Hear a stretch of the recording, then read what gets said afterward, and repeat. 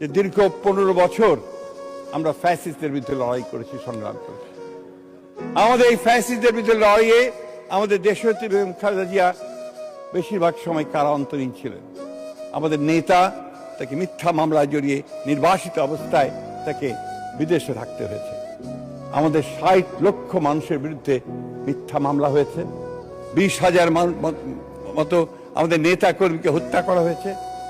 আমাদের ইলিয়াস আলী, পারভেজ, হিরু, এই সংসদ সদস্য সহ প্রায় 1700 নেতা কর্মীকে গুম করে দেওয়া হয়েছে মানুষের। এখনো যখন আমাদের সেই তপু, সেই ছোট্ট মেয়েটা, সে যখন ওই মায়ের ডাকে এসে দাঁড়ায় এবং সে যখন বলে যে আমি আমার বাবার সঙ্গে ঈদ করতে যেতে চাই, তখন আমাদের কারোরই পক্ষে চোখে পানি রাখা সম্ভব হয় না। মাননীয় স্পিকার, আমি যখন দেখতাম আমাদের গাড়ি থেমে গেলে আমার গাড়ির পাশে সেই সময়ে আমাদের তরুণ যুবকরা এসে হাজারি হতো, বলতো যে আমি অমুক খানে ছাত্র দল করতাম, আমি অমুক যুব দল করতাম, আমি ওখান থেকে পালিয়ে চলে এসেছি, এখন এখানে আমি হকারের কাজ করছি।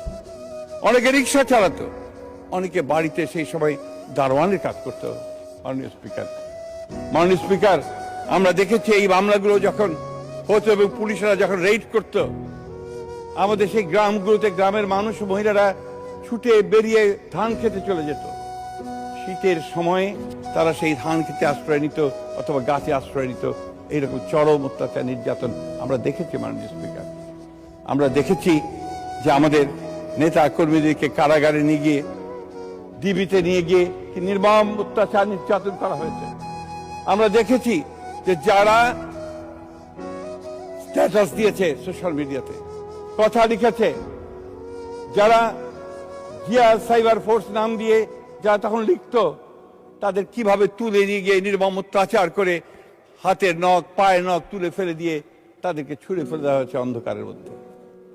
আমরা দেখেছি কিভাবে এই আয়না ঘরের মধ্যে আমাদের সহকর্মী, ওনাদের ছেলে, ওনাদের ভাই, তাদেরকে নিয়ে গিয়ে গুম করে আটক করে রাখা হয়েছে।